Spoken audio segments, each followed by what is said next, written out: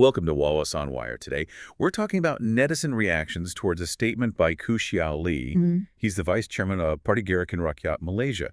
And this was about the government's Care Basic Aid, or SARA payment. Right, that RM100 payment. Exactly. It was meant as a one-off aid, RM100 for, well, all Malaysian citizens aged 18 and above. Pretty straightforward on the surface. But it really sparked quite a conversation when Koo Shiaw Lee publicly highlighted that even someone like Jho Low was eligible. Yes. That definitely got people talking. And the public response online has been incredibly direct, quite something. Okay, so let's unpack this a bit. The core of it is this SARA initiative. Announced by the Prime Minister, Dato Seri Anwar Ibrahim. Yeah.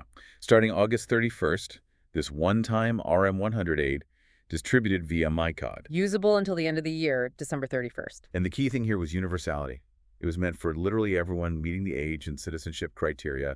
And what's fascinating here is how Koo Shiaw Lee chose to, well, frame his observation. It wasn't just a quiet comment, was it? No, not at all. He went on social media, used a screenshot, trying to show Jho Low's Maikasi system status as eligible. The Maikasi system, that's the platform for the aid. For buying essentials. And his comment alongside it was quite pointed. What did he say again? Something like, people buying things get blocked, but Jho Low can comfortably enjoy this eligibility. Okay. And then he added, turns out this is the policy that takes care of the rich. So clearly intended as a criticism. A critique of the policy's fairness, basically. Precisely. Questioning that universal approach. And this is where it gets really interesting. Yeah. The online public, Malaysians themselves, they reacted very quickly. And frankly, pretty negatively towards Parti Gerakan Rakyat Malaysia's stance on this. Yeah, the reaction wasn't subtle. A common thread we saw was people questioning if Gerakan actually understood the policy, like the universal nature of it. It felt like a lot of people were just baffled. Yeah. For instance, one netizen just bluntly asked, "Are you unable to understand Malay? Every citizen aged 18 and above, is it really that difficult to understand?" Wow, direct. Very. Another echoed this, saying something like, "It's for all Malaysians over 18 if he's still a Malaysian citizen." So focusing purely on the stated criteria. Exactly. Lots of comments just stated he is a citizen or this is equality. Implying that the policy working exactly as stated, even for controversial figures, was, well, expected. Right, because of their citizenship status. It wasn't seen as a bug, but a feature of being universal. And if you connect this to the bigger picture, these reactions suggest a real frustration. Frustration with what, exactly? With what some people clearly saw as a political party, maybe deliberately overlooking a fundamental part of the policy just to score a point. Like political maneuvering? Perhaps. The public belief seems to be RM100 citizen, 18 plus, that's it. Financial status, legal issues outside of citizenship, irrelevant for this specific aid. So the public reaction was very much focused on literal interpretation. It seems so. Stick to the words, all citizens. But the online commentary didn't just stop at misunderstanding the policy, did it? Oh no, it quickly shifted. People started questioning Parti Gerakan Rakyat Malaysia's overall relevance, what they even choose to focus on. Yeah, it was almost like people were collectively rolling their eyes and saying, seriously, this is what you're spending time on. We saw some pretty harsh comments. Things like, worthless party, this Gerakan party is getting more and more annoying. Ouch. And even, Gerakan can really change its name to Malaysia's most boring party.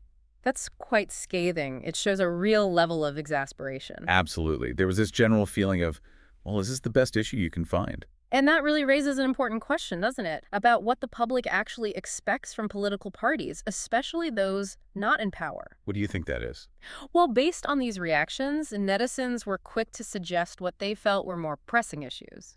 We saw comments like, spend time serving the people, that's more practical, and is it useful to spend time investigating this? Is it helping the people? Will votes come back? So a demand for focus on tangible benefits, real-world impact. Exactly. Substantial policy critique, not perceived trivial matters or, meaningless reporting. They want action that affects their lives positively. And it wasn't just general criticism about relevance either. Some people pointed out what they saw as selective criticism. The consistency argument? Right. We saw comments asking things like, why aren't you mentioning old Mahathir? Naming other prominent political figures. Why doesn't Gerakan dare to mention? That's a bold question to ask. It suggests the public wants fairness. If you're critiquing universality, critique it evenly. Don't just pick on one controversial figure. It definitely points to a public demand for consistency in political criticism, regardless of who the person is. A sort of apply the same standard to everyone mentality. Yeah, absolutely. It suggests people are wary of politically motivated attacks versus genuine policy critique. They can spot what looks like selective outrage. Okay, so we've got misunderstanding the policy, questions about relevance, accusations of selective criticism. But there was another layer, too, wasn't there? Yes, a really crucial one that emerged: privacy. How did Koo Shiaw Lee even get this information? That was the question on many people's minds. Exactly. It sparked a whole wave of questions about data privacy. How secure are these government systems?